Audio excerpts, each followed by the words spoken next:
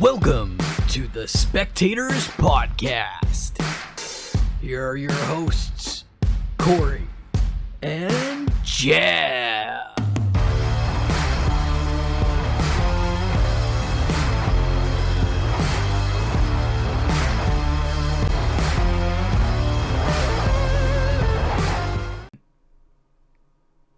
Welcome, spectators, to episode 26 of the Spectators Podcast. My name is Jeff, and to my mic adjacent is the always bearded Corey. Corey, how are you today? I'm pretty good. It's been a really interesting week in the sporting world, and I think we got a lot to talk about today. But first and foremost, how are you? How have things been? Good. It is. I know you and I complain about the weather all the time, but it is, like we said a few episodes ago, it is the hot boy summer I was not expecting. I am very warm and uncomfortable and sweaty. I think I had 2 showers today just because of the humidity. But hence I am surviving.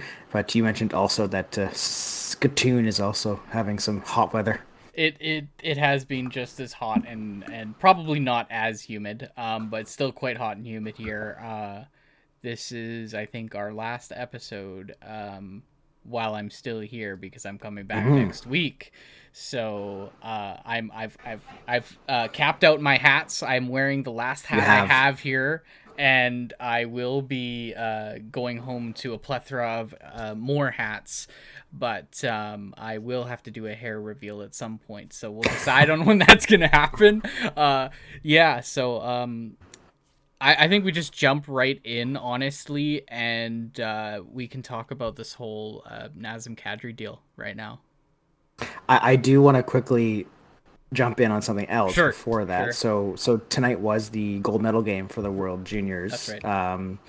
Canada versus our favorite country, I think, outside of Canada, which is Finland. I was actually really hoping Finland was going to win so we could chat about the great country of Finland again. And just to quick check in, Nokia is still not a sponsor of the podcast. Nokia, right? if you're listening to this and you're interested, we're happy to get a sponsorship from you guys. This is what our 3rd episode talking about Nokia now. So yeah, best telecommunications company in all of Europe, I think. I think so.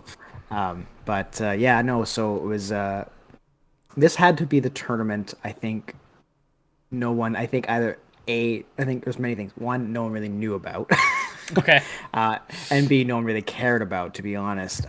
It was a really interesting tournament. So Canada did win. They won tonight in overtime. So I think it was probably one of the best games of the tournament. So it was good that the gold medal game was the best game. Canada won 3-2 in overtime. But even when I was watching it, like when I watch it in December, like I'm so invested. Like I'm telling my wife that when Canada's playing, like nothing else is happening. I'm watching, right? But I'm like, eh. And I think it's a bit tainted with what's going on with Hockey Canada, to be honest. Like I have Hockey Canada merchandise in my house, and I have not been wearing it. And there's been so many strange things. Like they booked all the Canada games at 3 o'clock in the afternoon, which is odd to me, like because they had a 7 o'clock time slot. Like I have no idea why they decided. Maybe because it's the East Coast, they're factoring into it. But like, there's that. It's summertime, right? Like for the most part, like I think Canada games were getting like 2,000 fans. Like it was very strange. I mean, it's in August too, right? So it was such a really strange, like, especially in Canada, and it's starting to really pick up speed, I think, in Europe too, somewhat in the U.S. Like it's a big deal, right? Like there's a lot of hype around it, like a lot of scouts are very interested in it, right? But like even on my social media, like leading up to it, there wasn't a lot of talk about the camp, the Euro Junior camp, like who makes the team. Like there wasn't a lot of conversation around that. It was just really kind of felt like, oh yeah, there's this tournament happening in Edmonton. It was a weird one because I gotta admit I haven't watched any of the games. I've just like kind of saw the highlights or paid attention to what's going on, but I haven't watched any of the games. I too have Hockey Canada merchandise in the house and haven't touched it. It's a weird time, but like honestly, it seemed unusual because there was no hype for this event. There was no talk much about this event, and it kind of just seemed almost sporadic. Even though it was planned Mm-hmm. and everything, for our feeling, it definitely didn't seem like something we were, hyped up for, excited Mm-hmm. for. It just kind of happened. And again, you got to imagine the timeline is just not the timing of the day. Like 3 o'clock's not the greatest for everybody. Yeah.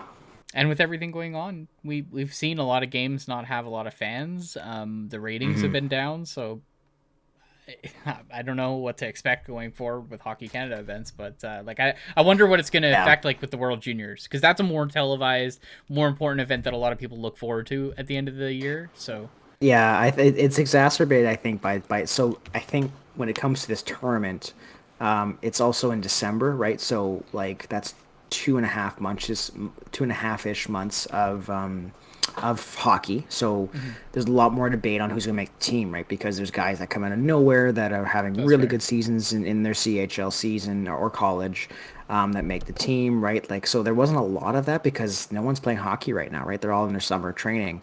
And if you look at the games too, like they're good, but they're not as good as if it would have been in December because they haven't had that 2.5 months of playtime, right? So I think you'll probably see a bit of a closer in December. You'll see a bit of a closer feel to what it normally is. It might be interesting too because it's like a lot of these guys, depending on if they make like McTavish isn't coming back, for example, right? Um, like if some guys might not be there for NHL camps, but some guys actually might get injured because they played in this tournament, and then they're going to start their CHL season, and then they're going to be heading, back to the tournament. So that who knows with playing in this tournament. It reminds me a lot of when the World Cup came around in 2016 Mhm. in that area. Um, and everyone was worried about like, oh, well, the tournament's in September, so like our guys like because the Sedins were in on playing for Sweden, they're like, oh, they be playing in it because they might get injured for the season because they spent this time playing in Right. this tournament, right? So I wonder what's going to be factored there, but um, yeah, it just kind of never like it. I never got excited for it. And honestly, I think a lot of it has to do with what's going on with Hockey Canada. I mean, it looks like the building was quite filled tonight, but that makes sense. It's a gold medal game, right? And the game is Right. at 5 o'clock our time, so whatever the 8 o'clock Eastern. So and it's on a Saturday. So that actually makes sense why it would fill. But for the most part, I could just think like I think it didn't get pushed as much maybe as I think they wanted to because of what's going on with Hockey Canada because like there really wasn't any marketing for it. Like if you really think about it, like I don't have cable, so maybe it was on TSM when if you have cable, but like on my social media and things like that, it really wasn't hyped. The other complication is the Ivan Halinka tournament, which is U18. That was 2 weeks before it. So basically, it was like 2 weeks of that tournament, and then the week after was the World Juniors. So there wasn't a lot of time to really talk about it because there was this tournament happening, and I think Canada was actually quite in the mix in that tournament as well. So it was, I guess, just odd timing, and congrats to Canada for winning another gold medal, which is interesting because it's supposed to be the gold medal from January of this year. So, yeah, because they're going to come. Most of the people from most of these teams are going to be coming back in December too. So it's going to be a bit of a strange. Because I actually don't know if it's going to be in Edmonton I don't know where it's going to be actually for the next one in December. I have to look that up. But it's be kind of interesting because it's going to be like it's like okay, it's August in 3 months we'll see you back at the same tournament, right? But it's supposed to be for the next year if that makes sense. Hmm. So, yeah, very strange, but it was cool to see. I got to see Bedard play, so that was fantastic. He had a really good tournament. Didn't dominate as much as I thought, but again, it's summer hockey, so he's not been playing up to it. But it was nice to see like guys like Mason McTavish play well. Kent Johnson, he scored the overtime goal. It was cool to see him score the overtime goal. He's from here. It's from Port Moody actually, so that was cool to see. So yeah, I guess there was some cool things about it, but just like it kind of felt like actually, to be honest, felt like the World Cup when it came in 2016. Like Hmm. Canada is in it, and I don't really care, which is so odd. It's the World Junior Tournament. It's such an odd thing because like these are events that we so religiously watch, right? Like you think of the World Juniors and you're like Christmas and then the World Juniors and you spend so Yeah. much time, around it. Weird timing, of course, weird time of year for it to be happening, but I think overall, yeah, just with everything happening, like I think the companies put less marketing on it because, like, to your point, when I used to watch like the odd thing on TSN or even AEW or something, because that's where they put AEW in Canada on TSN, you'd see ads for Hockey Canada events. You would see ads for World Junior events or tickets or something like that, and there hasn't been anything revolving around that event when I'm watching. So I don't know. I mean, I think that it definitely stems from what's going on. The marketing, the companies, they don't want to promote it as much either, and TSN probably doesn't even want to. I mean, like if it was here and they'd be like, "Hey, do you want to go?" I would say no. I'd be like, "I'm not going. Like Yeah. I am not giving them a cent of my money." I mean, like I've said on this podcast, like I'm, as you can see from the hat I'm wearing, I'm a diehard hockey person, but I would not sign my kid up for hockey right now. Yeah. Maybe I did just say I'm not paying the Hockey Canada registration fee. Other than I'll that, do it for free. yeah, it kills me because I want to become a referee, Yeah. and you gotta go through Hockey Canada training to do it. It's only $5, so I'll do it, but it's a little hard for me to even spend the $5 towards them for this training. But it is what it is, right? And I just kind of hope that through all this, we do see some changes, right? So where I can kind of, it's just I was thinking today, like it reminds me of when like all the stuff with McMahon was coming out, and I was like, oh, it's so hard to watch WWE because of this guy attached to it, right? And it's the same thing with Hockey Canada. It's like I really do want to get into this tournament and watch it, but it just, and even in December too, like if nothing changes by December, it's gonna be hard for me to really like be okay with watching and promote and like be excited for it. But I think I guess we'll have to see what happens. I think it's a good point, and it's almost worse if you think about it because WWE, we know it was kind of a one-man show, but it's also a company, right? And they have a lot of other people. So when everything was going on with Vince McMahon, there was a lot of our thoughts when we talked about it. Like, we want to support the wrestlers. We want to support all the people that, like, put all the hard work into it. But with Hockey Canada, the whole thing's a shit show. It's not just one person. It's not just one McMahon or one person running. It's the company in general, the organization in general. So for us, we probably see it more as like, oh, I don't want to support the industry, or not the industry, but the organization itself. Yeah. So it's a different standpoint on it. No, for sure. So we'll see what happens, right? I'm hoping by come December when we chat about it that Hockey Canada's in a different place, but we'll see, right? They're kind of refusing to. I mean, the board chair did step down. They did actually assign a new board chair, so that's, I guess, positive. But still haven't seen any kind of really significant. Most folks, like the current COO, still in place. So I won't be happy until he's gone. And I don't like to call for jobs, but the man was what has been in the organization and seen all this, right? It's, I mean, investigations are opening up for the 2003 incident, right? So it's just like there needs to be some house cleaning, right? Like it's, I mean, we see it all the time in sports. Like when something goes wrong, they clean house like crazy, right? And no one bats an eye. So this is a similar situation where we need to see some significant change. And I think they did a poll, and it was like 77% of Canadians are feeling this way, right? And I think why we see the crowd minus tonight, but we see the crowds at the event because no one really wants to go and pay and support Hockey Canada. No, for sure. Yeah, we'll move off Hockey Canada, and we'll talk about something a little more joyous. But congrats to the team. Those teenagers. That's some teenagers on that team. It's going to be the highlight of their career. Absolutely. So good for them. But speaking of highlights of career, I think Nazim Kadri is hoping.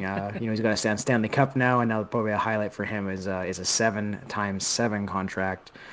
With the Calgary Flames, and I was thinking to myself, I can't believe how much time we've on this podcast we've discussed about the Calgary Flames, but here we are, another episode again, and we're discussing the Calgary Flames. So, your thoughts on the Kadri signing to Calgary? Yeah, I mean, we've talked about the Calgary Flames quite a few times over the last few episodes, and here we are. Ladies and gentlemen, here we are again speaking about the Calgary Flames. But It needs to be done. And this whole 7x7 deal for Nazim Kadri come at a bit of a surprise for me. I didn't know he was going to sign that long of a term, to be honest. I kind of thought it would be closer to a 4 or 5 year deal, not a 7 year deal. Well, But I'm sure Calgary wanted that. I'm sure they wanted that, but he probably, disagreed. But I listened to an interview from him, and he's talking about how he's really happy to join the team. And I know we talked about some hesitation of players joining the team or staying with the team just due to probably some management, some mismanagement, some organizational issues, and some of the facility issues that we've been seeing. But he doesn't seem to care about that. He seems to be how did he quote this? Money talks. Money talks, but he's quoted himself as a Daryl Sutter guy. I thought that was really interesting. He said he's a Daryl Sutter guy. He has a lot of respect for him, but also he's Daryl Sutter's type of player. He's that type of player that would want. Yeah. So he thinks he'll fit in really well with this team.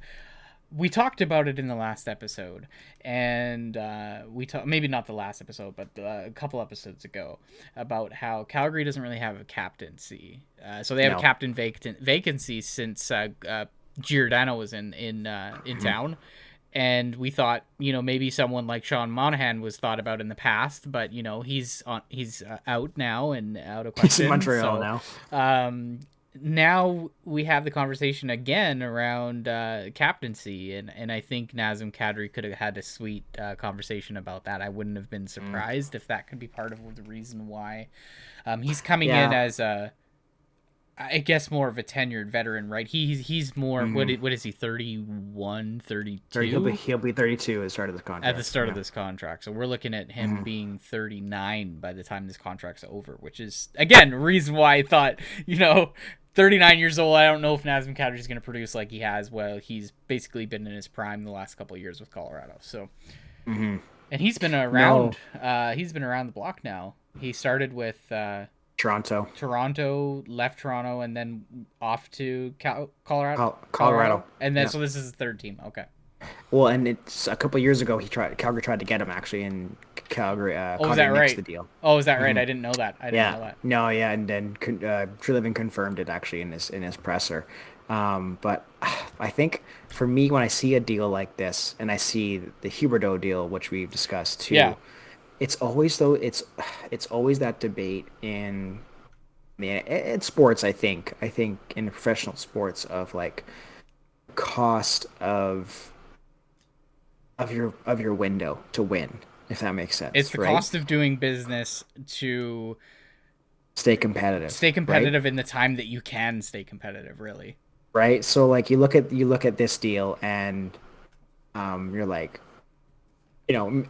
and maybe in a year or even two, like this is going to be a horrible contract, right?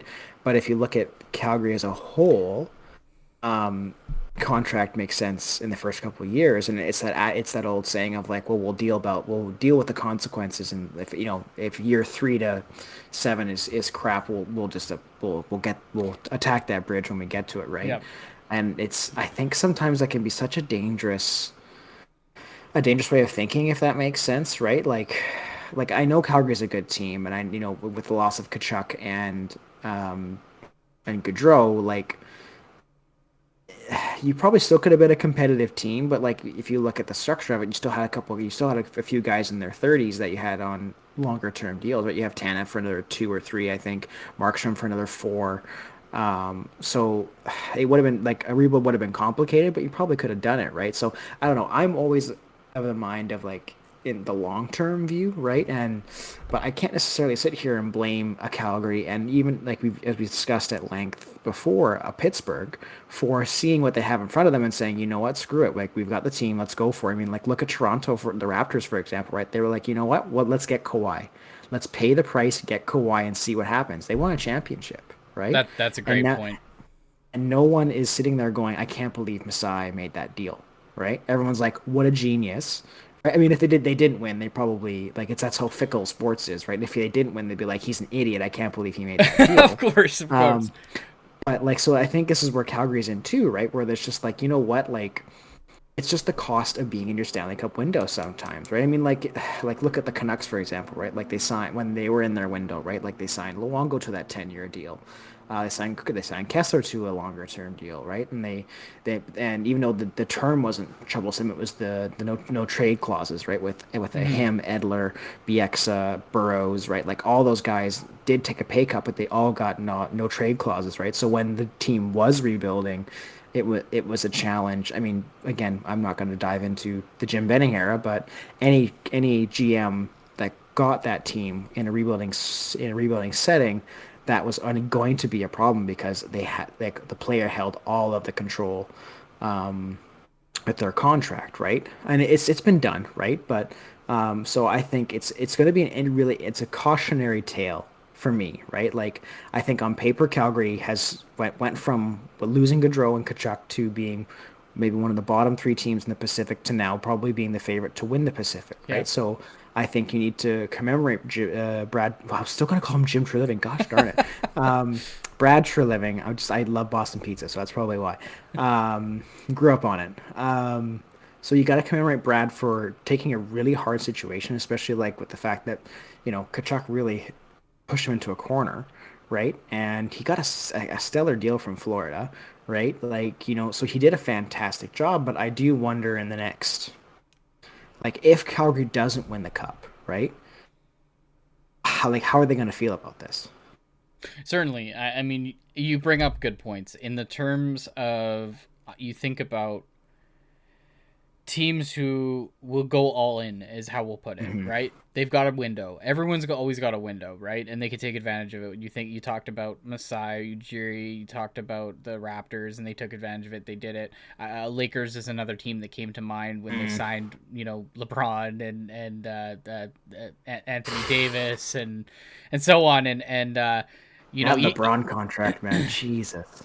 and Anyways, they did win. They did the yeah. Lakers did win when they signed LeBron and everything, and they took advantage there of signing a couple Sorry, players. I And meant the one he just signed. the But one he anyways, just continue. signed, what was it, 96 or 97 million, basically 97 over 2 million years, for 2 years, and I think that's guaranteed. I think. Anyways, guaranteed. we're Yeah, good. but We we're got it we're, off we're off on a topic. tangent here.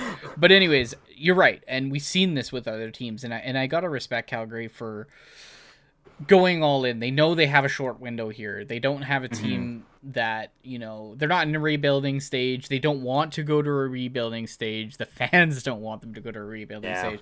So they got to do something now, and I mean, they're doing the things that we as Canucks fans seeing Jim Benning not doing pissed us off, right? It frustrated us for so many times of Well, just Benning thought not. he was signing He Nazim thought he Kadri when he was. signed Jay Beagle, for example. Anyways, But continue. anyways, and I guess I could say this is not even just the Benning era, but we did see this with other GMs, and these are the kind of moves that you want to see to capitalize and seize the opportunity when you have it, because you only have Yeah. 1, 2, maybe 3 years window. So from your perspective, looking at the Calgary Flames on paper, looking what they did over the last couple seasons, looking at the acquisitions they've had and the trades they've made, or the non-signings they made, I should say. Where do you see them stand? Do they have a chance? Do you think they're going to be a top contender when it comes to possibly bringing in a cup to the city within the next 2, let's say 3 years? So here, yes, if Colorado's not in the picture, Okay. because I don't know how that team can handle Colorado's speed. Because they're a good team, but they're not a particularly fast team, right? And they didn't really get any faster. I guess That's right. Huberdeau's okay. Like Huberdeau's not known for his speed, but he's not slow. And Kadri again is not really known for his speed, but it's not slow, right? He did, keep up with the Colorado team he was on, right? But I mean, everyone was fast in that team. I couldn't imagine like passing the puck, be like, where the hell is everybody? Just the players tell the D, just push it up, someone will get it. But yeah, I think, well, I mean, Pacific for sure. Like, I think they're definitely going to finish first in the Pacific. Edmonton will probably give them some problems. It'll all depend on how Skinner plays, right? And if McDavid somehow finds another never let go of his God mode, which again, it's McDavid, so really, how can we not expect that of him, I guess, which is if that's fair or not, I don't know. But like yeah, so definitely the two Alberta teams I think are going to be the best in the Pacific, right? And you know some say Colorado's there, but like with that goaltending, I don't know. But when it comes to the playoffs, like you got to face a central team at some point, right? And it's probably going to be Colorado. Like I mean, St. Louis is okay. Um, But I doubt that Nashville, St. Louis or Nashville are going to get past Colorado. That's the way that I no, would look at it. So you're I don't looking think at so. probably Colorado, unless they have tons of injuries, because you never know. It's hockey, It could right? happen. You need to have Yeah. tons of injuries. You have bad goaltending. You just have a breakdown year, and those things can happen. On the other Yeah. hand, you know, I also wonder about Edmonton, right? We talked about Mm. Edmonton has a strong core. They've really just lacked goaltending over the last few years, and you know they're hoping that they've got better goaltending. I think the thing that they're looking at is they're not really going from like one goaltender to another goaltender thinking I'm going from good to great, but they're thinking of Hmm. consistency. And I think they believe that they made the right choice in someone who can actually be a little bit more consistent. We'll But have to yeah. see. We'll have to see, but I think that's their Oh, belief. I think I said Skinner. I meant to say Campbell. Jack Campbell, Campbell. Campbell, Sorry. yeah. Stuart Skinner's the backup. Sorry. Yeah, Um, for sure. And I do think like Calgary went from a team of like to like yeah they're probably going to win the Pacific, right? Because the Pacific is kind of just really up in the air. LA is also a good team, but their goaltending's still kind of questionable. hmm Like Cal Peterson's making the same as Demko, but you probably pick Demko over Cal Peterson for pretty sure. quick, right? And who knows what's going to happen with the Canucks, right? I mean, with Boudreaux there for a full year, could they surprise, right? Like, because you know, LA still is a young team, right? And you know, Kopitar is getting older, right? I mean, they Oh, got for sure. Dano, but they can't fully depend on Dano. They did pick up Fiala, so that was really good. They surprised me last year. I'll say that. Yeah, They really I did think it surprise me surprised last year. everybody, and they took Edmonton to 7 games too, So right? if So they can within come that, out and even produce what they did last year, they're gonna mhm. be a surprise again. They're gonna be able to push forward. And the Canucks, I mean, I don't like saying anything before the season starts with the Canucks because you just never really know. And with Boudreaux being there from the beginning, you're right. There may be a difference there, and we were gonna really have to see. And I think for the LA and Vancouver, we're probably gonna have to see how they do in the first 15 to games to really gain a sense of how they're gonna finish for the season. And then Hmm. I mean, Vegas is a whole nother level of confusion of what they've done over the last few years. I think. We're really gonna have to see with them, and we know Leonard is actually out for the season, so we're looking Hmm. at probably Broussard or Logan Thompson Thompson. likely Hmm. being the starter there. But they also have been talking about wanting to keep Thompson with the Silver Knights now, so I don't really know what direction necessarily they're gonna go in. But honestly, it's gonna be a tough What they're year for gonna them. do, what they're gonna do is they're gonna trade for Max Pacioretty's LTIR.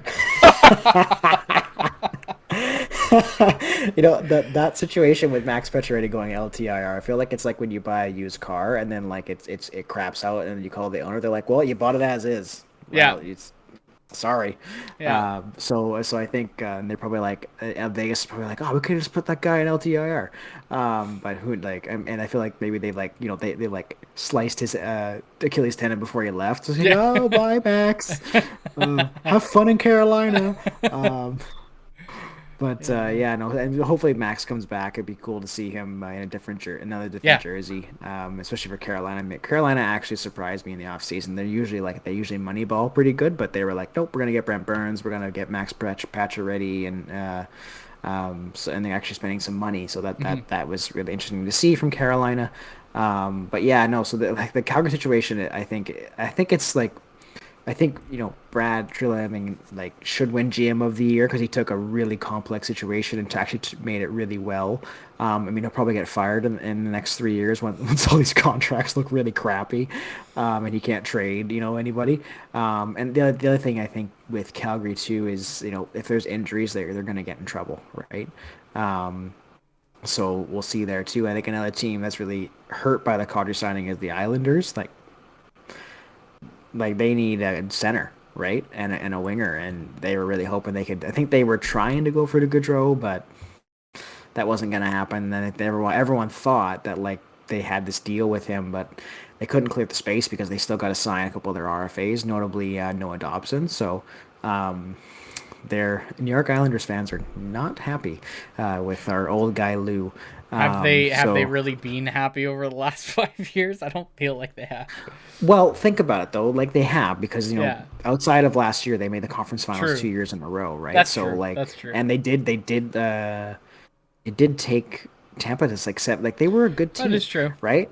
And it was that's why Trotz being fired was so surprising because everyone was like, well, it's Trotz's system. There, he's making more than the sum of its parts in the island, right? So there's that. But I did really want to quickly touch on the Sean Monahan trade because it was so Sean Monahan got traded to Montreal for it was him and a highly conditional 2025 first round pick.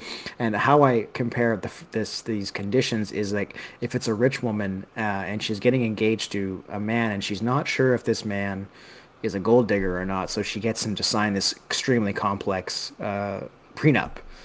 Like this, I've never seen a conditional pick like that. There's like I think there's 7 different conditions on this thing. Did you read Yeah, it? I read it, and to all the kids out there who would say TLDR, too long, didn't read, I felt the same way. I read it and I was I like, I think you said to need you right away, man, this is uh, overcomplicated.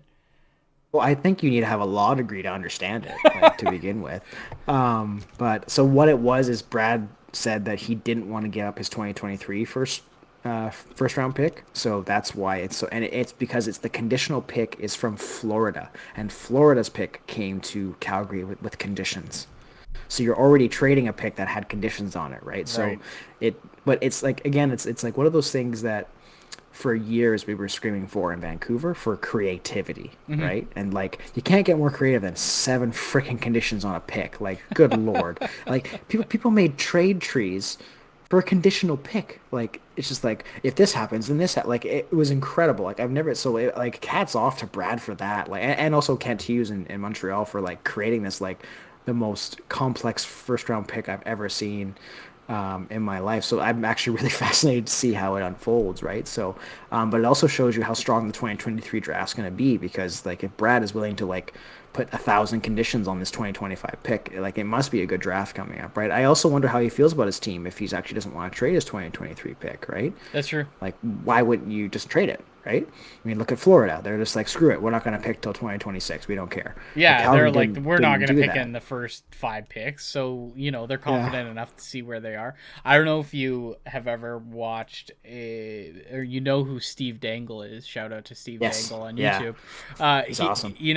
I've watched some of his videos where he goes into these trees where he breaks down like what how long it took for the conditions of a trade and how it impacted a team with all the moves that have happened for several years. And this will be one for him to do later on Yeah. in the future of just like walk into all these. Not only is it how does it affect the team, but all these teams involved, all these conditions involved, and how it all plays out will be really interesting. So I'd love to see him do another video like that with this deal in mind. No, for sure. And I think what's really interesting too is a bit of a sad note is that I don't know if we're going to see Carey Price play hockey ever again. Ken Hughes was able to make this trade because he basically confirmed that Price is not going to come back this season. Yeah. And even Price himself said at the end of the season last year, he said, "I don't know if I'm going to play again." Right. So it sounds like he's going to rehab his knee this year and look to try again next year. Right. So, Montreal's going to get 10.5 million in LTIR space. And, Kent Hughes is just one of those. Kent Hughes is doing an Arizona light because he's only doing it for 1 year. So he's got Dandonoff, he's got Monahan, and a few others that are coming off their Matheson, another 1 year contract. A few guys that he'll take the compensation for taking the contract and in a year he clears like $20 million in cap space. So and I think what they'll do is just see what happens. Maybe they win the Connor Bedard sweepstakes and and then they can, with 20 million in cap space, go see what's out there on the free agent market, right? So, Yeah. so hat tip to Montreal, man. They're just they're not. I mean, and that's the thing with big market teams like Montreal. They can kind of do this stuff, right? Some of the big market teams are teams that don't give a crap, like Arizona, right? And I guess Chicago too. Chicago's got a big fan base actually, so I guess it's just always interesting. We're in another year where like teams are just blatantly tanking. Just like Yeah. we don't care, we don't give a damn about the optics. Like we like look at this kid from North Van BC, and you'll see why we're gonna suck for a year. Yeah. And honestly speaking of Arizona and light, you know how much we love talking about Arizona on this podcast. It's our favorite team. I seen a post from them the other day, and I couldn't believe the excitement they're trying to gather for their new, in air quotations, arena. And they're showing pictures of like the slight renovations they've done to this NCAA arena and how excited they're trying to get their fans to fill a 5,000 capacity arena. Can they do it, Jeff? Can they do it? Is that the question? Can they do it this season? Can they sell out a 5,000? Well, what's fascinating is this. I think they go on a 23. No, it's 23. 23, I believe. 21 or 23, somewhere around there, but I believe it is 23. Open the season. They're on a 3-game road trip, which I think is an NHL history. New York Islanders had a 13-game road game last year to finish their building. And what's really interesting is because of their deal with their ASU, they don't get any Saturday games. That's all. Well, mind you, when ASU's season's on, but they get no Saturday games with because ASU has the building that evening. So again, it is what it is. I think they're really hoping to get that building in Tempe, which apparently is a better place in Arizona. But you know, just put it in Houston, put it in Kansas. Even if it's not Quebec, fine. Like, just put it somewhere else. Like, come on, people. Anyways, did not intend to rant about Arizona again, but yeah. So really interesting to see what's going to happen with Calgary and really how the Pacific Division is going to unfold. It's going to be really, really one of the most interesting divisions because it's a bit wide open, right? Like the Atlantic, we pretty much know who's going to be at the top of that division. The Central, we got a pretty good idea. Metro's a bit of a, Metro's got Pittsburgh and Carolina and Washington and a few more. I can't remember all the teams. I mean, there's the Detroit's in the Atlantic, but I can't see them pushing into a playoff spot. We'll see how it happens with Boston, right? So the Pacific's kind of the one that's like I think the most wide open one. I mean, that's why you see a guy like Jacob. Why is the defenseman? Right-hand defense, signed 1 year, $7 million. His name is completely blanking on me. Klingberg, thank you. John Klingberg signed with Anaheim, and he, said like, hey, the Pacific's open here. Like, why not sign? But what's really interesting about the Klingberg signing, just if we quickly talk about that, is that like he interviewed with a couple of reporters, and he basically openly was like, yeah, I'm signing here, and if the season doesn't go well, I'm totally open to going to a contender. And I've just never really like seen that much transparency. Like it's usually like, no, I'm committed. Like we'll see. He's just like, no, if it sucks, I'll get traded to a contender. I'm totally okay with that. I'm like, wow. And don't usually see that kind of honesty from an NHL player. Usually it's pretty cookie cutter and black and white. Good to see though. Good to see. At least he's being honest and he's giving it a fair chance and see what his options are after that. But yeah, I am looking forward to seeing the Pacific Division this year, just because I think it's going to be a little bit of a different taste for us. Like we could see something we expect, but we could see something completely different, and that's what makes hockey interesting too. When you have teams that are all interesting, and we don't see this cookie cutter same team win every year, same top three. Like it may be interesting. So I'm looking forward to it. So we'll see how it goes. We'll just have to wait and see. Absolutely. So I think we'll move on to our other favorite topic, which is the professional wrestling world. I always say WWE, but really we can now start to dive into the professional wrestling world. And I think one thing that's really interesting for me that I mentioned to you that I want to discuss is that since Vinnie Mac has had his spectacular retirement and his name completely went down the toilet, and it's actually been really interesting to see folks who just won't comment at all about it, and some folks who just, or like some folks like Paul Heyman and things like that are just like, nah, he made us a lot of money, so I'm okay with that, basically. There's a lot of people like that, But actually, who just yeah, feel that, yeah, we did well, we made a lot of money, and the yeah. industry did better, and they don't want to say anything else. So Yeah, so I mean, it gets, it's business world, right? So, and he's gonna have his detractors, and but it's interesting because even people who don't like him I think, are trying to be careful because they want to work for WWE again, right?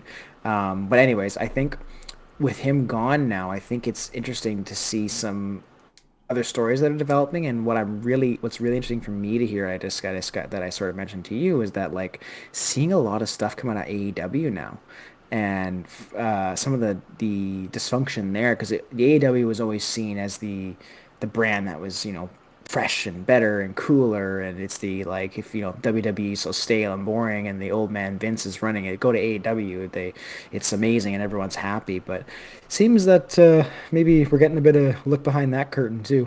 yeah, and it was, I want to say it was probably only like a matter of a month or month and a half ago. I remember we had a quick conversation about Tony Khan and AEW's behind the scenes and our impression of things. And I remember you sending me, I think it was right around when Was it then the tag guys beat the Young Bucks? Swerve Strickland and Keith Lee won the tag titles. Yeah, that's right. And then he came out and he congratulated them in the off show.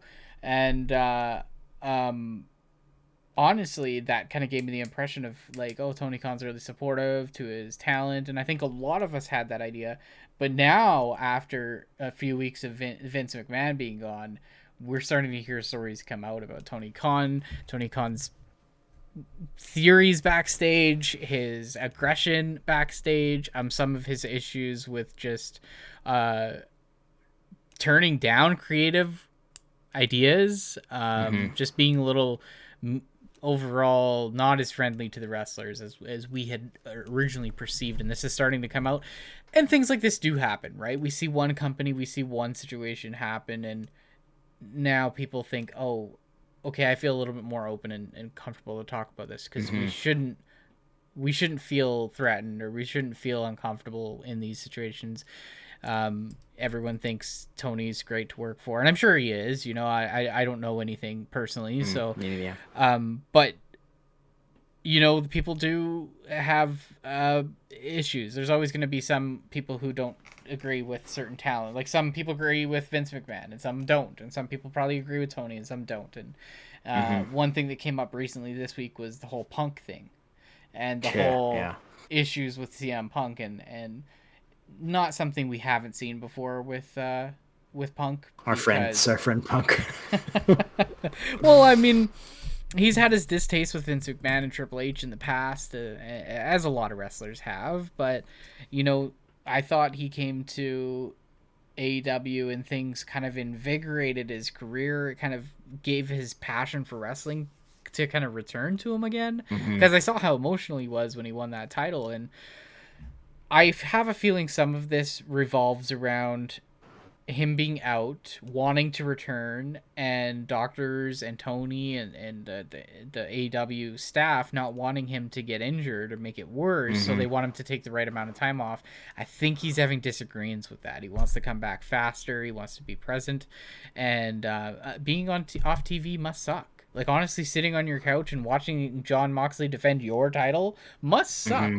And I think he's getting frustrated with things like that. He's not on TV. He came back to be back, not to be injured and on the sidelines. But they're being responsible, probably, and not wanting him to. Because only 2 weeks ago he returned, and we suspected he wasn't going to return till after All Out. All Out. Or at least All Out. So he came back quite a bit earlier. And I heard that situation in the beginning, when he came out and he did that segment and he called out Adam Page and he said, let's have a rematch right here, right now. Let's just do it. No one was suspecting that. That was off script. That was not something he was supposed to do. Everyone was surprised, and no wonder Adam Page didn't come out. At first I was just like, oh, he wasn't even there. I heard he wasn't even there. So yeah, odd moment for sure, but I think Punk's the kind of guy that he's not going to get along with everyone in the back either. He's not going to have a lot of friends. He's known to be that way. he doesn't sound like a company guy either. Hey, like he sounds like he's like, and like I'm not saying like you need to be like like you bleed the WWE or AEW. He just doesn't sound like a guy that like, because when you say like, oh, it's hard to watch somebody defend your championship, right? Which, and again, I'm not saying one way or the other if that's bad or good, but he just doesn't seem, just from what my brief perspective on him, he doesn't really seem like a guy that's just like will be like like pushing talent or like, being okay with the spotlight being taken off him a little bit. He's not okay with mediocrity.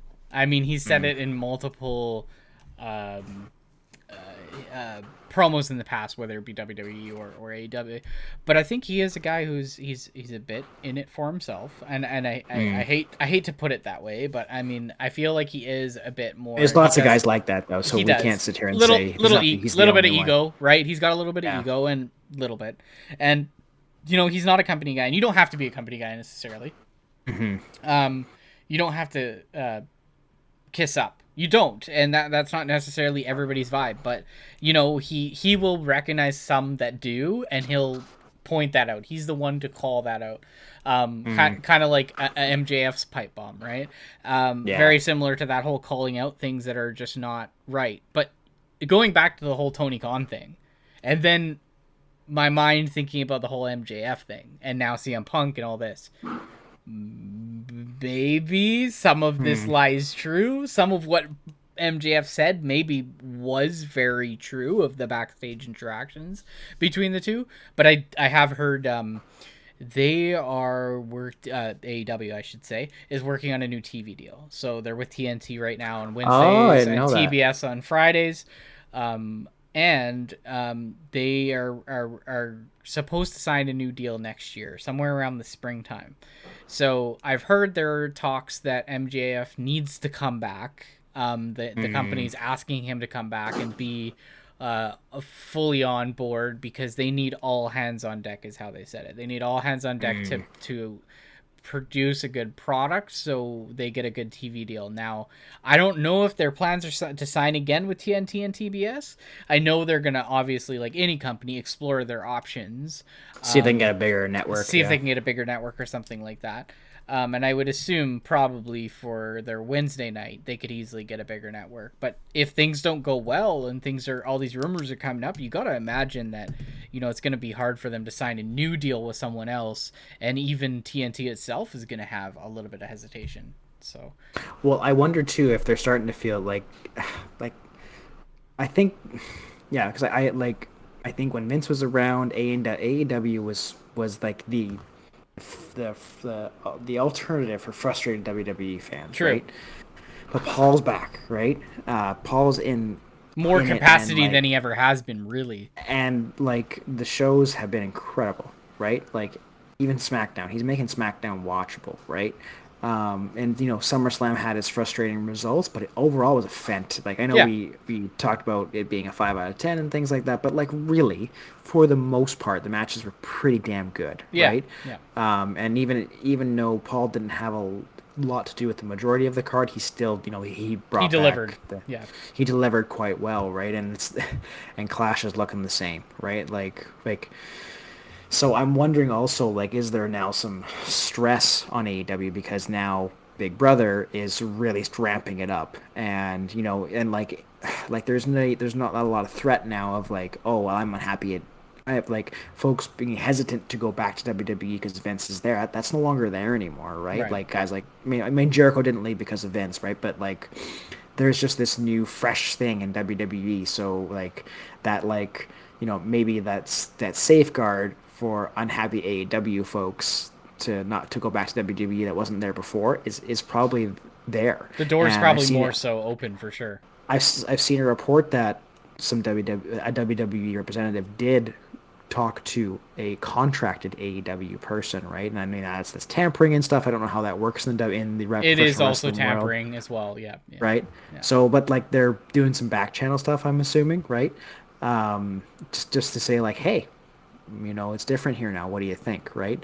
And there's a lot of ex-WWE guys, right, that are on AEW, right, and probably felt pretty spurned from Vince, but that's gone now. So I do wonder, like, is AEW feeling some of the pressure now because, WWE is just ramping it up and like getting a lot. Like, I haven't seen so much positive about WWE since started watching it in in end of April. Like, seriously, like people are really excited for what's going on, right? And people are happy with what's going on with AEW too. And I think AEW is still doing good TV numbers and stuff, right? But I just wonder, like, do they feel the pressure now because WWE really, and I think depending on how Clash goes, and I think some folks are having some really, really exciting feelings about just how good this card could really be, because it's going to be really the first kind of full Paul card, Yeah. minus Drew versus Roman. That was a match that was determined before Paul fully took over.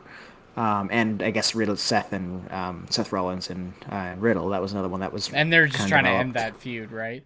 Yeah. So I guess because like they ended the Ziggler Theory thing pretty quick, very right? quickly. It was another Vince one, but yeah. So I don't know how you think, but I wonder if AEW is feeling a bit of pressure now that Paul's sort of taken over and taking this in a different direction. Oh, I do, because you look back to the WCW, ECW, WWE days. ECW was definitely never really a contender. I'd say they kind of sit more where like the TNA Impact Wrestling kind of sits, right?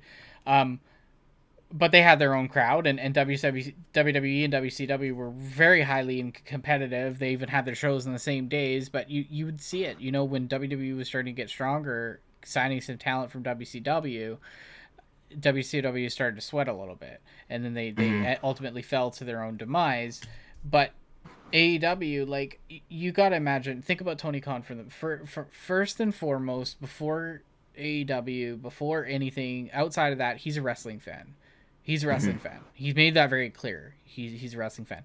So, guys like Triple H, who he's likely watched in his past. He's a lot younger than Triple H. You got to imagine he's watched him in the past. He has a lot of admiration for him. He's seen his creativity in NXT. He knows what he can bring to the table. He's sweating. He's behind that. He's behind that entrance, and he's sweating because he's thinking, how are we going to put together a show that's going to compete with Monday Night Raw? How are we going to put together a show on Friday that's going to be able to compete with Friday Night SmackDown? I think they have to go with a different approach here. In terms of their TV time, Wednesday's fine. I think it works good. Yeah. But Friday, you're going to lose traction because you're basically putting your show on for the last hour of SmackDown. Right? Something like that, or maybe just after SmackDown. So we've said this a few times of watching Raw for 3 hours and feeling like that third hour is a little mundane and a little too long. Most fans are not going to watch 2 hours of SmackDown and then tune into AEW. It just doesn't make a lot of sense to watch another wrestling promotion right after. Some will, some won't. But majority probably won't. So maybe if they change that day to a Thursday where there's no wrestling at all, and then we literally have wrestling from Monday to Friday. Or a Saturday or something like that to see and just try it out, right? Think about how many times SmackDown went from Thursday to Friday to Thursday to Friday to Tuesday to Friday to Thursday to Friday. So, they change things around. I think it's time for AEW to maybe shift a day and see how they do. Yeah. And that could help Tony in the long run. I think that could help the company because they might get some airtime that people are like, what are people doing on a Thursday night, right? But Friday night after 8, a lot of people are probably out and doing stuff and hanging out and watching other sports. Especially these two companies have to compete with NFL coming back, NHL coming back, NBA coming back. Thursday probably would be a hard day, right? Because that's Thursday Night Football. So I wonder if maybe, and he owns the Jaguars, right? That's right. Yeah. So probably not, but I don't see why not on a Saturday. NFL's on Sunday. Yeah. Saturday is college football, which gets a huge. They really want to do something fun. I would think about a Tuesday. Put your competition against NXT. See where the numbers lie. Well, I'm glad you brought NXT up because I think that's another area where maybe he's sweating a bit. So the big announcement from WWE was they're ending the NXT UK brand, and there was a slew of releases related to that. And what they announced is in 2023, they're going to do NXT Europe, which I think is really interesting because I don't know how that area works. I don't know how they recruit, and were they just recruiting from UK? I don't know, but I do like the idea in the fact that they're doing Europe. So are we going to see folks from other parts of Europe, right? Like the Nordic countries and, Spain and Portugal, right? Italy, things like that, yeah. Yeah, or even just like other parts of the world. I know when I did the recruiting in Nashville, there was I think a guy or a girl, I can't remember which one, but he was from Mexico, Yeah. right?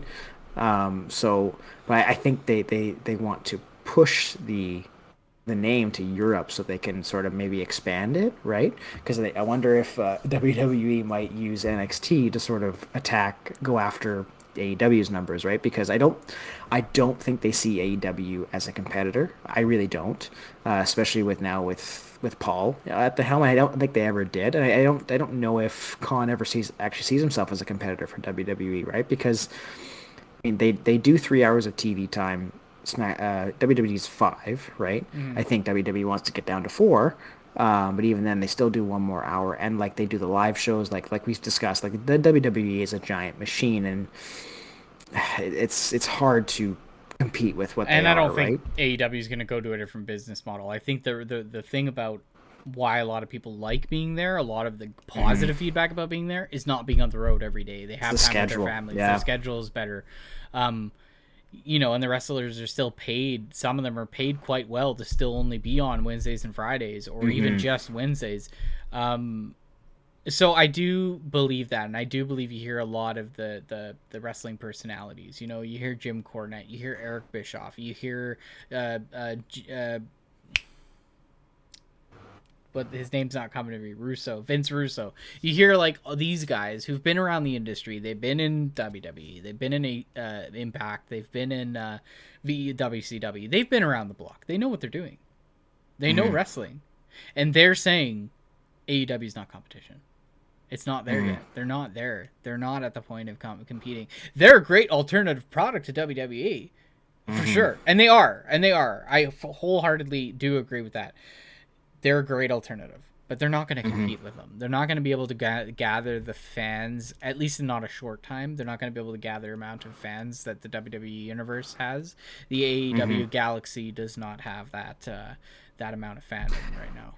I see it like NHL versus KHL. I don't know if that's a fair comparison. Like again, I'm still learning. And both leagues are fantastic, but like you're not gonna match maybe in North America. Maybe I'm being specific, content specific, right? So for me in North America, like the KHL will never really be seen as a rival to the NHL. If that makes sense, right? That totally makes sense to me. I would almost compare it this way. I would say I feel like that's really hard because a lot of Canadians and Americans probably aren't going to tune into the KHL that much, but a lot of Canadians and Americans still going to tune in. So I almost would look at it as look at Canada. We have the CFL. There's also the NFL. CFL is a great product. It's a great alternative to the NFL, but there's still a lot of Canadians that are going to be very biased towards the NFL. They're still going to pay attention to the NFL. I think that's a better comparison. Yeah, I think that's definitely better. I think that's how I would look at it. Yeah, definitely a better. And but that's my hope.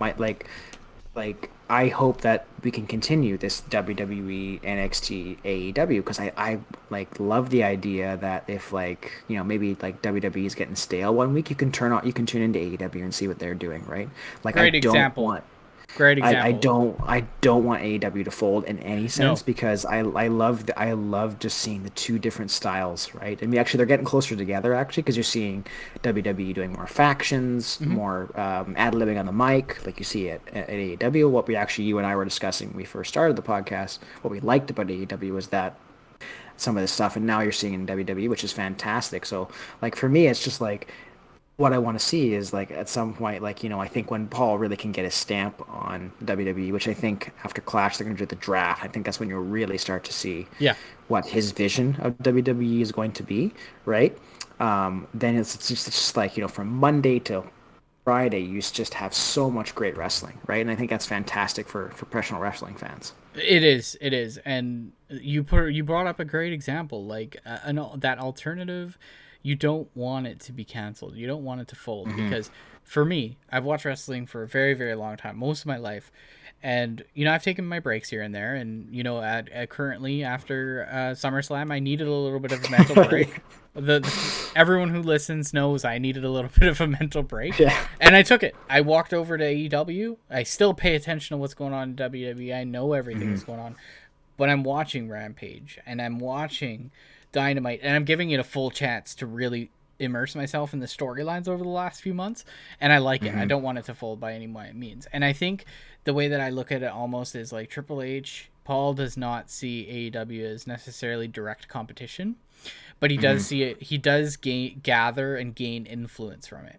You're seeing the influence come to the factions, the tag teams. Tony's great at putting teams together. He's great at putting factions together. Everybody knows that because he's a fan. He's looking at it from the fans' perspective. Remember something. Triple H is also a fan. Yes. Vince wasn't a fan, and that's the difference. He's a businessman. Triple H, he was a fan of WWE. He was a fan of wrestling, and that's what made him want to get into wrestling. Triple H was a student of wrestling, and the thing that'll always make him stand out is he has experience in the ring. And I think that's going to be the biggest thing. But he's liking what he's seeing. I think he is with factions. I really love that they're doing a trios title. I think this is really cool. I would love to see WWE do a trios title, or perhaps a mixed tag team title. Something we need a mid-tier, something new. We need a mid-tier women's belt first. Like I think that's the first step. Like I think he wants to scrap the 24/7 belt, which I never see it, so it doesn't surprise me. I would be up for that. But like everyone's suggesting, turn that into a mid-tier women's belt, and I'm all for that. Right? 100%, right? And I'm hoping that eventually, like when I'm really curious to see like long-term, like after the draft, like when they do the draft. I've never seen. It's been a long time since I've seen a draft, so I'm really curious what that's going to look like. And you had Drew on Raw, so you're starting to see a bit of like this is the first time I've seen cross stars in the Paul era. I haven't before that. It was strictly you were SmackDown and Raw. And is that a hint that Drew might be taking the belts off of Roman and or one and going to Raw, right? The interesting thing is this. A draft is cool. It's really cool. It's going to separate the brands, and we're going to see a brand split. And I like brand splits personally, but where Triple H is going to have where he's going to have ability to put his true stamp on what this brand split looks like, it's going to come down to who he hires as air quotations managers, GMs. If they go to this rule again and they have GMs in place, and those GMs kind of have a feud, you think about back to like the early 2000s when it was like Stephanie McMahon and Eric Bischoff, or Teddy Long was there for a while. Like these kind of like GM situations are what makes it interesting, because they're almost competing against each other too. They're trying to compete. Who could put up a better show? Can Raw or SmackDown put up a better show? And when you're competing against yourself to put up a better product, you're gonna have great product. So it'd be cool if Heyman was a GM. Hey, I'd love to see him. Maybe too little of his talent, but so I think two things I want to highlight as we come to the end of our show this episode. One thing I'm really, it's been, again, I haven't watched since I was a teenager, so maybe you can fill me in. This has happened before. One thing I'm really noticing in the Paul era is like their patience with storylines. Like with this Dexter Loomis thing, like what the hell is going on in this? I'm loving every single minute of it. Like Raw is a chaotic mess these past 2 weeks, right? With like car accidents and security guards. 90s storytelling. Yeah, right. So like I'm so like excited to see where this is gonna go, right? And then we saw that the glove of potentially Bray. That was cool. And just like it was just like out of nowhere, right? Like no one, it had to be like replayed like 100 times like to see it. So I'm really enjoying that. And then on the AEW side, Kenny Omega's back, so that was a fantastic. I think it's been a really good week of wrestling. So those are the two things I'm taking away from this week in the wrestling world. What about you? Kenny Omega's back. Number one. Yeah. I mean, he is such a talent. He brings a lot to AEW. And I know WWE, there's been rumors about him wanting to come over, or them wanting to bring him over, and oh man, he would have an incredible career in WWE, but he's one of those guys that you have to put the belt on him right away. He's too good. You have to put the belt on him right away. Though WWE's been doing some good things. They've been doing some good storytelling, and they're putting up better product. Triple H is putting up some better product. I'm actually going to try to tune into at least some of Raw tomorrow because it's in Toronto. I really want to watch the Toronto show. Edge is going to be back. I'm sure KO is probably going to be there because it's in Canada. And Yeah, I mean, we're so close to Clash at this point. I'm really looking forward to some more matches they getting only added have to that card. 4. They only Same got with 4. same with AEW All Out, which is the next day after Clash. They only have 2 matches on the card, I think. Just a trios match. And who knows what's gonna happen with Oh, CM they have a Punk third match. Sorry, they have Tony Storm and Thunder Rosa for the women's title too. So 3. So they're both right now. They're both kind of at a standstill of not having a lot of matches in development. So especially with it coming out so soon. Yeah, next 2 weeks are gonna be really interesting when it comes to The whole building wrestling the storyline for Clash. I mean, I do see the women's tag final being. I see some. I don't know why. I still see some sort of surprise, like Sasha Bailey. Maybe on the Friday at SmackDown, the 2 tag teams. Although I was thinking though, like you might not see. If I was smart, you might not see a lot of the talent on Friday Night SmackDown because the next night's in Cardiff, right?